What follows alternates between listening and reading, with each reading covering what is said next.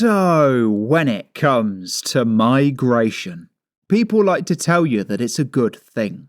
You know, they try and tell you that your society's going to improve, as well as the finances of the country. Because once you see these numbers today, it turns out that the benefits are very limited. Because there's Richard Tice here talking about £1 billion a month being claimed by foreign nationals. And I will say as well, I had a video on this 3 weeks ago. But now all it is left, right and centre on Twitter is this story here.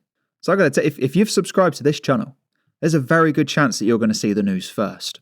So we got Richard Tice talking about migrants getting £1 billion. But then we got nobody's favourite Narinder. And she says, according to the ONS, migrants contribute approximately 83 billion to the UK's economic output. And that's every single year. And you can see what she's trying to do. You know, she's trying to sound smart. When she's not, but let's face it. But she's trying to sound, 83 billion. Like, whoa, 83 billion.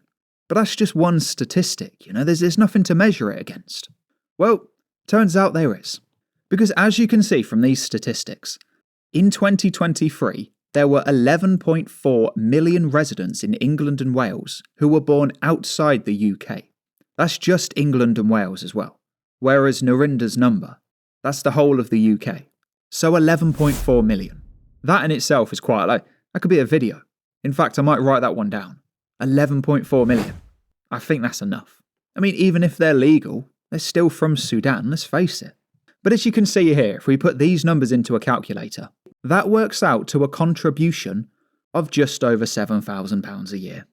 It's not a lot, when you consider the average income, the GDP per capita. That's just not up to UK standards, do you know what I mean? And as I say down here, 7,400 each. They can pretty much keep it. Because truth be told, they're going to have more than that, on an average basis. The migrants are going to take up billions when it comes to benefits. Both directly, like the original article, and indirectly as well. So truth be told, when it comes to Narinder, she might be right about the £83 billion. But if she is, it's like £7,000. Come on, think about the damage.